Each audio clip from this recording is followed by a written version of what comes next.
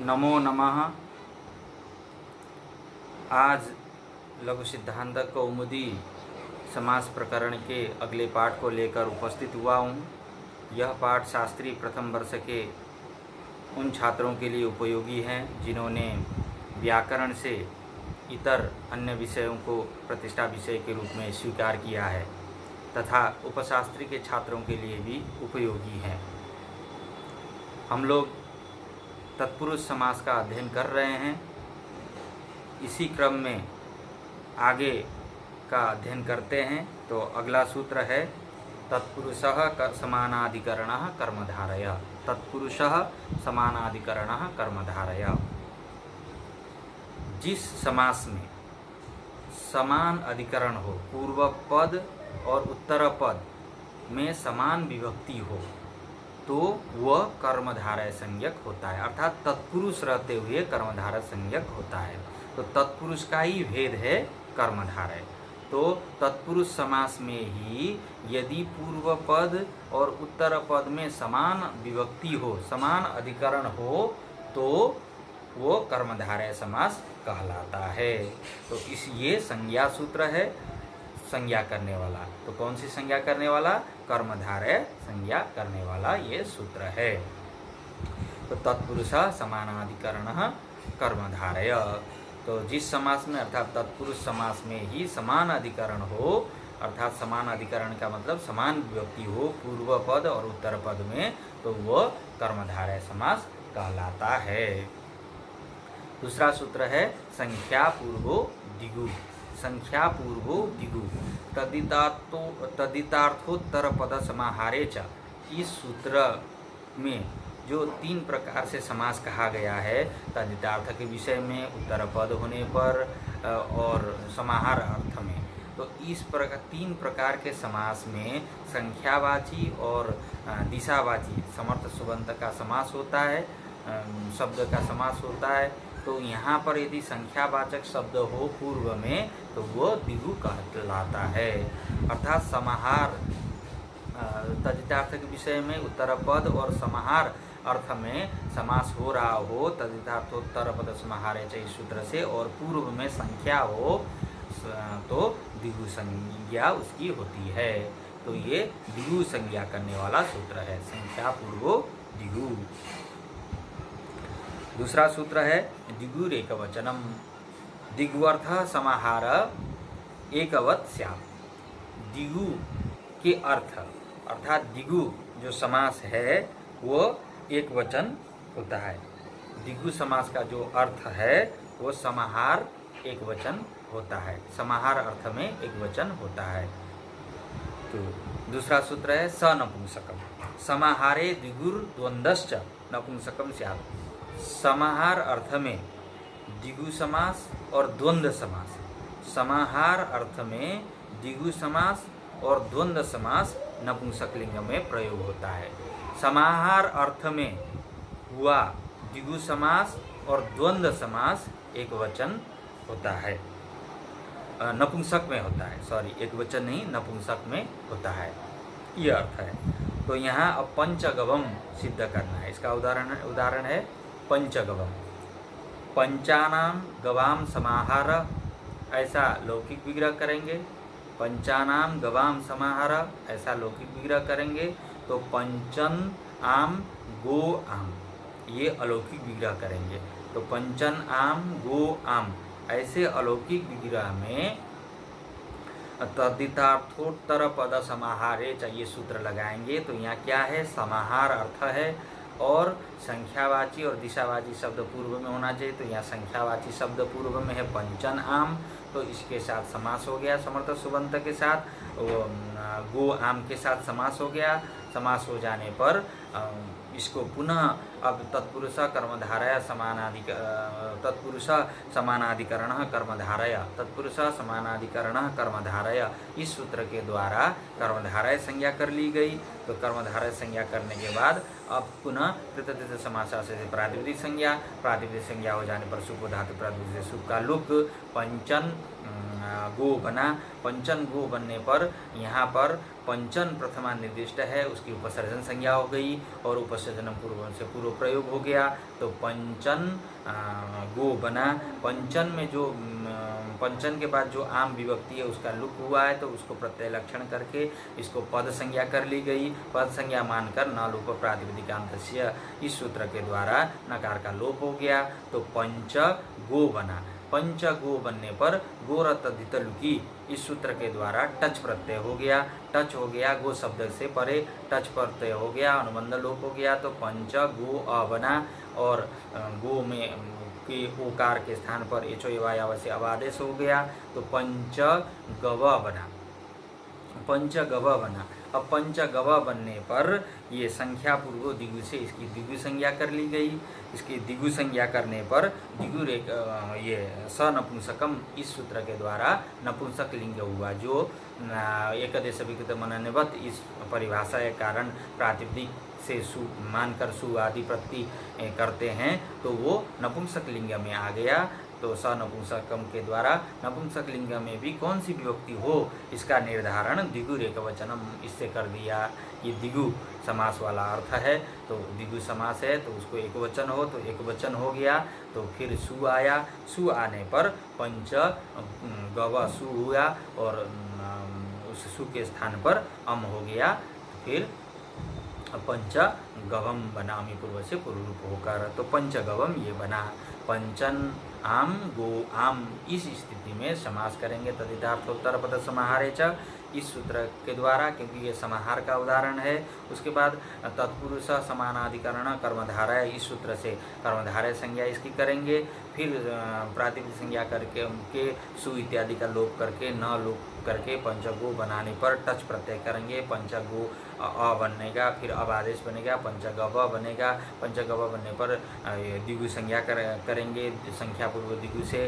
फिर स नपुंसकम से जो प्रातिपदिक संज्ञा मानकर स्वादिपत्ति करते तो स नपुंसकम से नपुंसक लिंग करेंगे। फिर दिगुर एकवचनम से एकवचन करेंगे, तो फिर सु के स्थान पर अम इत्यादि करके पंचगवम ये रूप बनेगा। अब अगला सूत्र आया विशेषणम विशेषेण बहुलम। विशेषणम विशेषेण बहुलम मतलब विशेषण का विशेष्य के साथ बहुल प्रकार से अर्थात विकल्प से समास होता है समान अधिकरण में। यह है तो भेदकम भिद्येन समानाधिकरण बहुलम प्राग्वत। भेदक अर्थात विशेषण का भेद्येन भेद्य विशेष्य के साथ समान अधिकरण हो, दोनों का समान अधिकरण हो तो समास होते हैं, दोनों समासित होते हैं। तो यहाँ उदाहरण दिया है नीलोत्पलम, नीलम च तत् उत्पलम, नीलम च तत् उत्पलम, ऐसे लौकिक विग्रह की हमने। तो नील सु उत्पल सु, नील सु उत्पल सु, नीला कमल, तो नील सु उत्पल सु। तो इस स्थिति में सूत्र लगा विशेषणम विशेषेण बहुलम। तो यहाँ विशेषण क्या हो गया, नील हो गया, नीलसु, और विशेष्य क्या हो गया, उत्पलसु, और समान अधिकरण भी है, दोनों में सु है, दोनों में प्रथमांत है, तो समान अधिकरण है, इसलिए दोनों समासित हो गए, समास हो गए। समास हो जाने पर कृतज्ञ समासाश्रित प्रातिपदिक संज्ञा करके सु आया, मतलब सुप धातु प्रातिपदिक से सुप का लुक हो गया। सुप का लुक हो जाने पर ये प्रथमा निर्देशम समासोपसर्जनम, इस सूत्र से उपसर्जन संज्ञा कर ली गई। किसकी की, तो नील की। क्यों नील की कर ली गई, क्योंकि विशेषणम यहाँ पर विशेषणम विशेषण बहुलम, इस सूत्र में विशेषणम ये प्रथमांत निर्देश है, तो उसके निर्देश वाला शब्द हो गया नील, तो उसकी उपसर्जन संज्ञा करके पूर्वक कर लिया, नील उत्पल बना। फिर गुण कर लिया, नीलोत्पल बना। नीलोत्पल बनने पर अब यहाँ पर पुनः एकदेश विकृत मनन्यवत से प्रातिपदिक मानकर सु आया। सु आ जाने पर या नपुंसक लिंग में प्रयोग हुआ, फिर अम हो गया, तो नीलोत्पलम ये बना। नीलम च तत् उत्पलम ये लौकिक विग्रह है, नील सु उत्पल सु ये अलौकिक विग्रह है। इस स्थिति में विशेषणम विशेषण बहुलम इस सूत्र के द्वारा समास होगा। अब यहाँ सूत्र में बहुल ग्रहण किया है, तो बहुल ग्रहण का तो हम लोग जानते हैं, क्वचित प्रवृत्ति, क्वचित अप्रवृत्ति, क्वचिदन्य देव, ये कहते हैं कहीं प्रवृत्ति होगा, कहीं नहीं होगा, कहीं दूसरा ही चीज़ होगा। तो ये बहुल का अर्थ है, तो यहाँ कहते हैं कि बहुल ग्रहणान क्वचिन नित्यम। यहाँ सूत्र में बहुल ग्रहण करने के कारण कहीं कहीं नित्य से समास होता है। जैसे ये नीलोत्पलम, ये वो विकल्प से था, तो यहाँ कृष्ण सर्प ये है, कृष्ण सर्प ये है, तो ये नित्य से हुआ। कृष्णश्चासो सर्प, ऐसे लौकिक विग्रह होने पर कृष्णश्चासो सर्प, ऐसे लौकिक विग्रह होने पर कृष्णसु सर्पसु, ऐसे अलौकिक विग्रह में विशेषणम विशेषण बहुलम इस सूत्र के द्वारा समास हो गया। तो विशेषण क्या है? कृष्णसु है, और विशेष क्या है? सर्प है, काला सांप। तो उसका समास हो गया। समास हो जाने पर सुख का प्रातिपदिक होकर सुख का लुक हो गया, और कृष्ण का पूर्व प्रयोग हो गया, कृष्ण सर्प बना। फिर आगे स्वाधिकारी हो गया, प्रातिपदिक मानकर कृष्ण सर्प बना। ये नित्य से यहाँ हो गया बहुल ग्रहण के कारण। क्वचिन्न, कहीं कहीं बहुल ग्रहण होने के कारण नहीं भी होता है। रामो जामदग्न्य, रामश्चासौ जामदग्न्य, रामश्चासौ जामदग्न्य, ऐसे विग्रह में यहाँ पर बहुल ग्रहण के कारण जहाँ समास प्राप्त था, होना भी चाहिए था, तो बहुल ग्रहण कर सूत्र में ग्रहण किया, इसलिए यहाँ हुआ ही नहीं। तो रामो जामदग्न्य ऐसा रूप। अगला सूत्र है उपमानानि सामान्य वचनैहि। उपमानानि सामान्य वचनैहि, ये विधि सूत्र है। तो ये सूत्र कहता है कि उपमानवाचक सुबंत, उपमानवाचक सुबंत का समान विभक्ति, समान विभक्ति अर्थात समान विभक्ति वाले सामान्य वचन वाले सुबंत के साथ, समर्थ सुबंत के साथ समास होता है। तो उपमानवाचक सुबंत का समान विभक्ति में सामान्य वचन वाले समर्थ सुबंत के साथ समास होगा। तो ये समास करने वाला सूत्र है। तो उदाहरण है घन श्याम, घन इव श्याम, घन मेघ के तरह, श्याम है, काले वर्ण है, कौन? तो कृष्ण भगवान, श्याम वर्ण वाला कृष्ण भगवान। उसको बताने के लिए यहाँ पर घन इव श्याम ऐसे लौकिक विग्रह किया। तो घनसु श्यामसु, घनसु श्यामसु, ऐसे अलौकिक विग्रह में यहाँ पर सूत्र लगा उपमानानि सामान्य वचनैहि। उपमानवाचक शब्द समर्थ सुबंत हो गया क्या? तो घन सु और सामान्य वचन वाले समर्थ, ये समान विभक्ति वाले सामान्य वचन वाले समर्थ सुबंत हो गया श्याम सु। तो उसके साथ समास हो गया। समास हो जाने पर कृतज्ञ समासा से प्रातिपदिक संज्ञा हो गई। प्रातिपदिक संज्ञा हो जाने पर सुख का लोप हो गया, और घन का पूर्व प्रयोग हुआ, क्योंकि उपमान वाचक समर्थ सुबंत है घन, उसको प्रथमा निर्दिष्ट है। तो इसके कारण उपसर्जन संज्ञा पूर्व प्रयोग घन श्याम बना। घन श्याम बनने पर पुनः प्रातिपदिक मानकर सु आया, उसको विभक्ति कार्य हो गया, ऋतु विसर्ग हो गया, तो घन श्याम ये बना। अब यहाँ वार्तिककार ने वार्तिक दिया है कि शाक पार्थिवादी नाम सिद्धये उत्तर पदलोपस्योपसंख्यानम। शाक पार्थिवादी शब्द के सिद्धि के लिए उत्तर पद के लोप बताना चाहिए, उत्तर पद का लोप हो ऐसा कहना चाहिए, ये कहते हैं। अर्थात शाक पार्थिवादी शब्द की सिद्धि के लिए उत्तर पद का लोप होगा। जैसे शाक प्रिय पार्थिव, शाक पार्थिव, तो शाक प्रिय, शाक प्रिय होने वाला जो राजा, ऐसे अर्थ में यहाँ समास करेंगे हम। शाक प्रिय पार्थिव ऐसे लौकिक विग्रह करेंगे। तो यहाँ पर शाक प्रिय सु पार्थिव सु ऐसे अलौकिक विग्रह में वो विशेषणम विशेषण बहुलम इस सूत्र के द्वारा समास हो गया। समास हो जाने पर सुप धातु मतलब कृतधातु समासा से प्रातिपदिक संज्ञा हो गया। प्रातिपदिक संज्ञा होने पर सुप धातु प्रातिपदिक सुप का लुक हो गया। तो शाक प्रिय पार्थिव ऐसा बना, शाक प्रिय पार्थिव ऐसा बना। तो यहाँ शाक प्रिय का पूर्व प्रयोग भी हो गया। तो शाक प्रिय पार्थिव ऐसा हो जाने पर इस वार्तिक के द्वारा शाक पार्थिवादि शब्द सिद्धि के लिए उत्तर पद का लोप हो। तो यहाँ उत्तर पद क्या है? प्रिय है, तो प्रिय का लोप हो गया। तो शाक पार्थिव ये बना। आगे विभक्ति कार्य प्रातिपदिक मानकर शाक पार्थिव बना। तो यहाँ शाक प्रिय में भी समास होकर, जैसे शाक प्रिय यस्य ऐसे बहुब्रीहि समास करके हमने शाक प्रिय बनाया था। शाक प्रिय है जिसको, किसी को अर्थात राजा को अथवा अन्य व्यक्ति को, इस अर्थ में ऐसा समास करके हम शाक प्रिय बनाए थे। तो प्रिय जो उत्तर पद है उसका यहाँ पर लोप हो गया, क्योंकि यहाँ समास तो ऐसा होता है शाक प्रिय सु पार्थिव सु, ऐसे अलौकिक विग्रह में विशेषणम विशेषण बहुलम, इससे यहाँ समास हो गया। तो शाक प्रिय पार्थिव हो गया और फिर इस वार्तिक के द्वारा प्रिय का लोप हो गया। तो शाक पार्थिव, आगे विभक्ति कार्य शाक पार्थिव ये हो। अब देव पूजक, देव पूजको ब्राह्मण, देव ब्राह्मण ये भी है। तो देव पूजक ब्राह्मण, देव पूजकसु ब्राह्मणसु, ऐसे अलौकिक विग्रह में भी विशेषण विशेषण बहुलम, इससे समास हो गया। समास हो जाने के बाद देव पूजक ब्राह्मण ऐसा था, तो ये वार्तिक के द्वारा शाक पार्थिव आदि नाम सिद्ध है।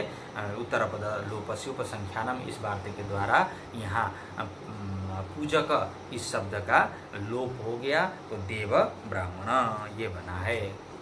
इसका उदाहरण, दूसरा उदाहरण ये। अब सूत्र आया नय, ये नय तत्पुरुष समास करने वाला सूत्र है। तो नया, नया सुपासः समस्यते, नया जो अव्यय है वो समर्थ सुबंत के साथ समास होगा।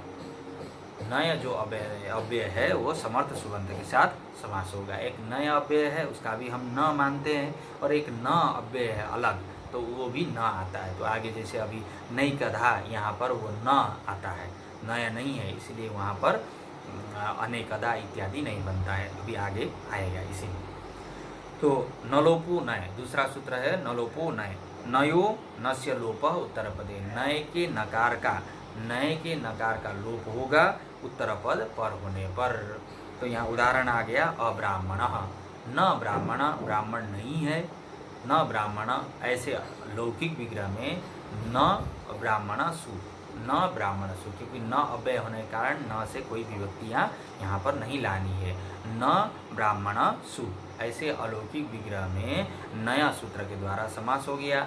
नया सुपास समस्यते, इसका अर्थ है नया है न और समर्थ सुबंत है ब्राह्मण सु, उसके साथ समास हो गया। समास हो जाने पर प्रातिपदिक संज्ञा सुप का लोप, तो न ब्राह्मण बना, न ब्राह्मण बनने पर सूत्र लगा नलोपो नय, नय के नकार का लोप होगा उत्तर पद पर होने पर। उत्तर पद पर है ब्राह्मण, तो नकार का लोप हो गया। तो नकार का लोप हो जाने पर अशेष रहा, केवल न व्यंजन का लोप हो गया, तो अब्राह्मण ये बना। अब्राह्मण ये बनने पर वर्ण मेलन हो गया, अब्राह्मण हुआ। फिर एकदश विकृत मननिवत से प्रातिपदिक मानकर स्वादित्पत्ति विभक्ति कार्य, तो अब्राह्मण ऐसा बना। अब दूसरा सूत्र है तस्मान नुडचि, ये नुट आगम करने वाला सूत्र है। तस्मान नुडचि, तो कहता है लुप्त नकारान, जहाँ पर नकार का लोप हुआ है, अर्थात नए समास करने के बाद नलोपो नए से जहाँ नकार का लोप होता है, अथवा अन्य जगह भी जहाँ पर नकार का लोप हुआ हो, ऐसे नए से परे उत्तर पद में स्थित जो अजादी उत्तर पद वाले को नुट आगम होगा। जैसे उत्तर पद होना चाहिए लेकिन वो अच आदि में होने वाला उत्तर पद होना चाहिए, तो उसको नुट आगम होगा। जैसे अनस्व, तो न अश्व, ऐसा लौकिक विग्रह किया, न अश्व, तो न अश्व सु, ऐसे अलौकिक विग्रह में नए सूत्र से समास हो गया। नए से समास हो जाने पर सुप का लोप हो गया, न अश्व बना। न लोप हो, नए से नकार का लोप हो गया, न का लोप हो गया, तो अब क्या बचा, अ बचा, अश्व बना। अश्व बनने पर अब सूत्र लगा तस्मान नुडचि, तस्मान नुडचि, ये कहता है लुप्त नकारान नया, नकार का लोप हुआ हो ऐसे नए से परे, तो नकार का लोप हुआ है, नए का नकार का लोप हुआ है, वो नए है अ है, उससे परे जो उत्तर पद है अश्व और अजादी अच आदि में होना चाहिए, ऐसा उत्तर पद अच आदि में है, अ आदि में है, अश्व उत्तर पद है, तो उसको क्या हो, नुट आगम हो। नुट आगम हो गया तो अश्व को अ को नुट आगम हो गया, तो आद्यंतो टकितो से टित होने के कारण आगे हमने रखा आदि में, तो अ नुट अश्व बना।